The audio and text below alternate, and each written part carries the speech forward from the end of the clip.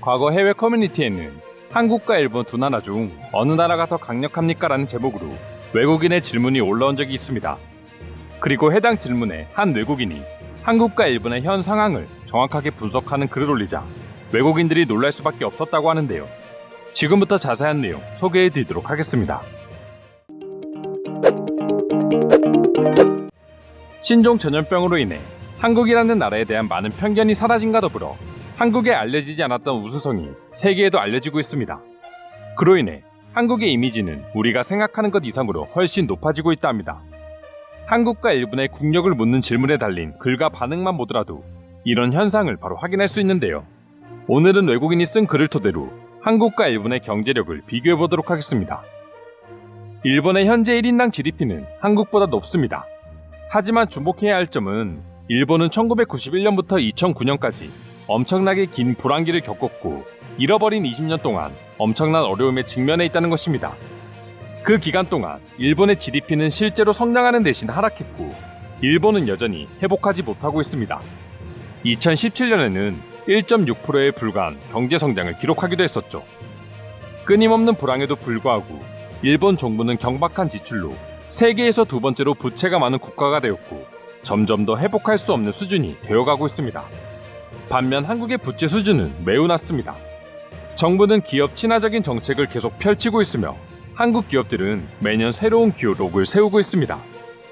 일본이 침체되어 있는 동안 한국은 4%대의 안정적인 성장을 매년 유지했으며 1997년에 겪은 IMF 위기마저 슬기롭게 해결했죠. 여기저기서 아직도 일본 편을 들며 인정하지 않지만 한국의 성장 전망은 일본보다 훨씬 더 긍정적으로 보입니다. 의심할 여지 없이 일본이 계속 정체한다면 한국이 일본을 따라잡는 데까지는 오래 걸리지 않을 것이고 일본을 추월할 수도 있습니다. 현재는 일본이 조금 앞서 있기는 하지만 한국은 따라잡기 위해 열심히 밀어붙이고 있는 반면 일본은 계속해서 자신들의 발에 걸려 넘어지고 있을 뿐입니다. 여기까지가 외국인이 분석한 한국과 일본의 경제 전망이었습니다. 단지 자신만의 생각이 아니라 확실한 통계를 가지고 분석한 해당 글에 많은 외국인들은 일본의 경제 위기를 파악함과 더불어 한국의 성장이 얼마나 대단하게 이루어지고 있는지 알게 된 것이죠. 그래서 이때까지 아시아의 선진국은 그저 일본뿐이고 한국은 개발도상국 중 하나라고 생각했던 자신들의 무지를 반성하는 반응을 보여주기도 했습니다. 이외에도 해외 네티즌들은 한국과 일본의 실체를 알게 되고 다양한 반응을 보여주었는데요. 지금부터 자세한 해외 반응 소개해드리도록 하겠습니다. 한국과 일본 모두 강력한 건 맞지만 일본 남성과 여성이 한국인들보다 더 똑똑한 것을 생각한다면 일본이 인력적인 부분에서는 우위를 점하고 있다 보여집니다.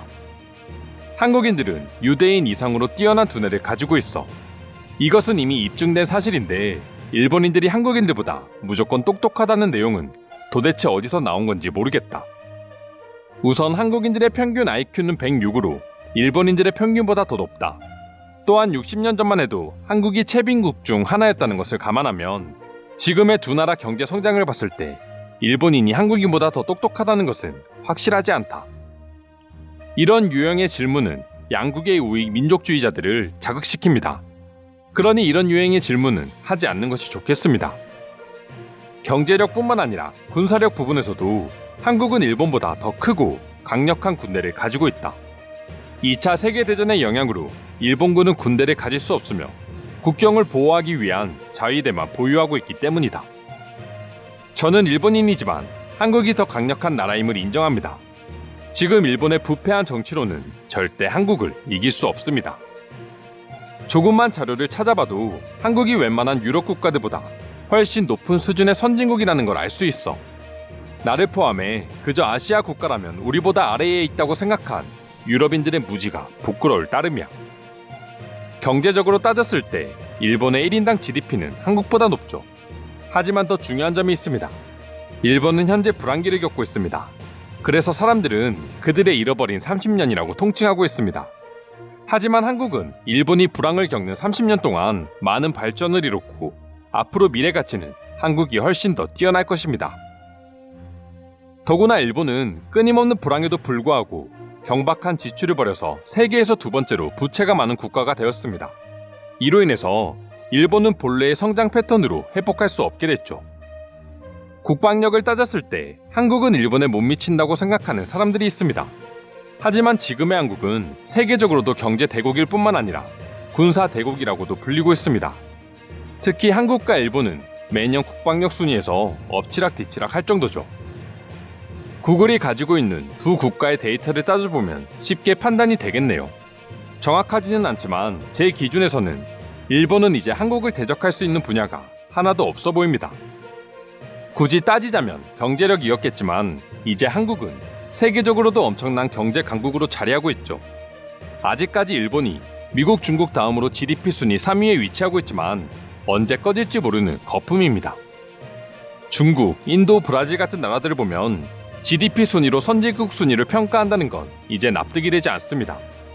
예를 들어 한국은 현재 GDP 순위가 12위에 자리 잡고 있는데 IMF, OECD 등 영향력 있는 기관들이 한국을 G7에 꼽은 걸 보면 알 수 있습니다. 내가 두 국가를 모두 여행해봤지만 한국이 훨씬 더 강해 보였습니다. 물론 군사력적인 측면에서는 내가 알 수 있는 건 없지만 적어도 경제력에서는 한국이 한 수 위였습니다. 한국은 전국에 걸쳐서 많은 발전이 이뤄졌지만 일본은 보이는 것만으로 판단했을 때 도쿄, 오사카, 후쿠오카 같은 일부 지역만이 발전을 이뤘을 뿐이었습니다. 일본은 심각한 부채 문제를 겪고 있다. 특히 정부는 기업 친화적인 정책을 계속해서 펼치고 있죠. 한국의 기업들은 매년 신기록을 갱신하고 있는 반면 일본은 계속해서 적자만 보이고 있죠. 한국이 열린 마인드라면 일본은 닫힌 마인드를 고집하고 있습니다. 일본은 잃어버린 20년 동안 성장은 수십 년에 걸쳐 고작 4%밖에 이루지 못했습니다. 한국의 IMF 위기? 지금 보면 전혀 문제가 없었습니다. 한국은 곧바로 정상화를 이뤘고 일본을 추월한 것이 확실합니다. 누군가 말했듯 1인당 GDP를 통계로 해당 국가가 선진국인지는 판단할 수 없습니다. 단지 몇몇 개인의 부가 GDP를 결정하기 때문에 대체로 일부 부자들이 GDP 통계를 담당하고 있다고 할 수 있습니다. 즉, 일본의 현재 빈부격차가 그만큼 심하다는 뜻입니다. 일본도 하루빨리 한국처럼 외부 문명을 받아들일 줄 알아야 합니다. 아직까지도 제대로 된 산업화를 맞이하지 못하고 계속해서 90년대에 머물러 있는 일본은 앞으로 더 성장할 수 없습니다. 솔직히 말해 한국은 서울, 부산, 일본은 도쿄와 오사카에 땅과 경제력이 집중되고 있어. 하지만 한국은 그것을 고치기 위해서 애쓰고 있는 반면에 일본은 계속해서 도쿄와 오사카에 집중적인 투자를 하고 있기 때문에 더 나아질 수 없는 거야. 두 국가의 10년 후가 기대되는 이유이기도 해. 이상으로 한국과 일본의 경제를 비교한 글에 대한 해외 반응 살펴보았습니다. 오늘도 끝까지 영상 시청해주셔서 감사드리며 여러분들의 구독과 좋아요는 영상 제작에 큰 힘이 됩니다. 이상 종크TV였습니다.